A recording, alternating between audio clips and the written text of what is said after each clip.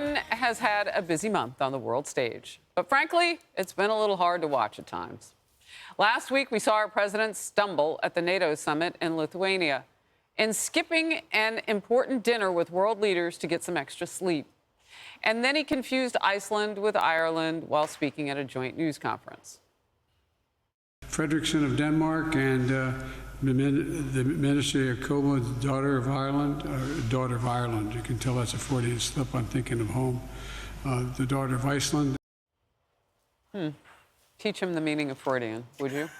Moments later, President Biden snapped at a reporter from Finland. Hearing this answer that no one can guarantee a future, are you worried that the political instability in the U.S. will cause issues in the alliance in the future? Let me be clear. I didn't say we couldn't guarantee the future. You can't tell me whether you're going to be able to go home tonight. No one can be sure what they're going to do. Bizarre. Yesterday, the president sat down with Israeli President Isaac Herzog in the Oval Office. It was an important meeting. It was a make good of sorts after the president called his nation extremists. He had apologized. He also called Benjamin Netanyahu. Clean up on aisle 7.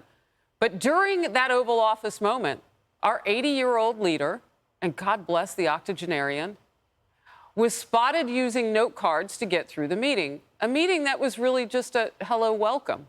He struggled to pronounce the names of several major cities in the Middle East, and then some of it was just incoherent. We brought Israelis and Palestinians together at a political level, and Aqaba and as well as Shram. You know what, Kayleigh? It isn't funny. And I tweeted out yesterday that someone needs to check on our president right now, seriously. And I meant it. I'm not a doctor. I am a loved one of someone who I wouldn't want to see in that position. He's tired, I guess. I don't know. But we needed to make good with our strongest ally in the Middle East yesterday. And he was incoherent for sections of it. And it's 15 minutes long. People can go watch it. I don't know if our producers can pop that up again. It's astonishing to watch him sit across from an ally, the Israeli president. Look at this. Do you think he does this with Xi? Does he do this with Putin? What do they think when he does it? And the only reason he's able to get away with things like that are because people like the New York Times cover for him. In June, some who accompany him overseas express astonishment at his ability to keep up. Does this look like a guy who you're astonished at his ability to keep up? And they talk about him pushing Italy's prime minister.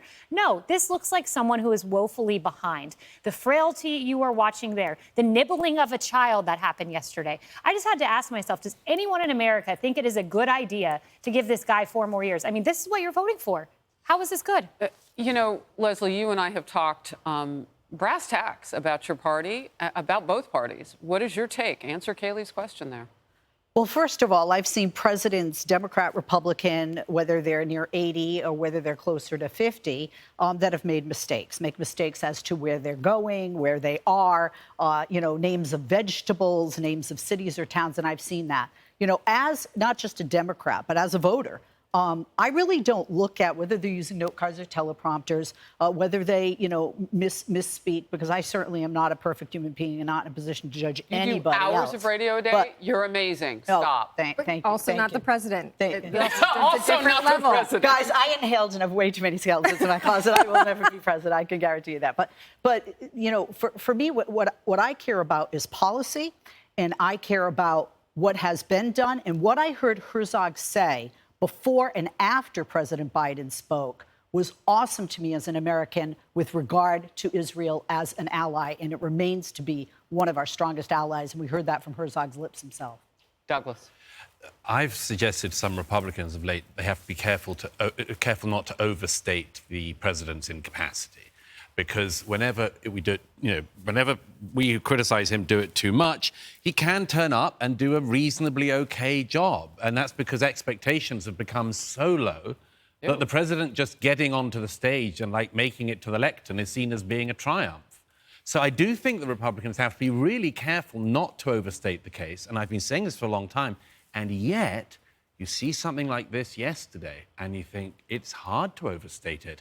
He looked at one point in that as he looked deep in prayer almost, I mean, just sort of mumbling into his lap with his hands together. Or napping. It's really terrible. And it's terrible, as you say, for America on the world stage, because other world leaders look at this and they do not, I'm sorry, they do not see strength. Look, I look at us putting assets to, you know, posture against what Iran wants to do to us right now and has always wanted to do to us. We're not living in that area. Israel is on that side of the world.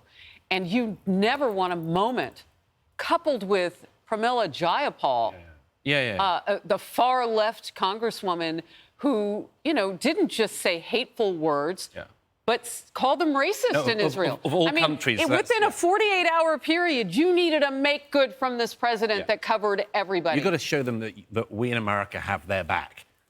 You've got to show them that you can have having somebody's their world back. leader clean it up is not an excuse for him sitting there mumbling through. And it's one thing to have a note card. It's another thing to read directly from the note card and not have a real understanding of what happened. And it seems to me that he doesn't have an understanding. Someone has written it out for him, and it's very concerning. We hired him. We honor the president, but we hired him. He's not doing the job.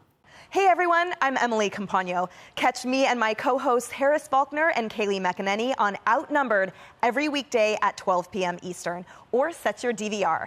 Also, don't forget to subscribe to the Fox News YouTube page for daily highlights.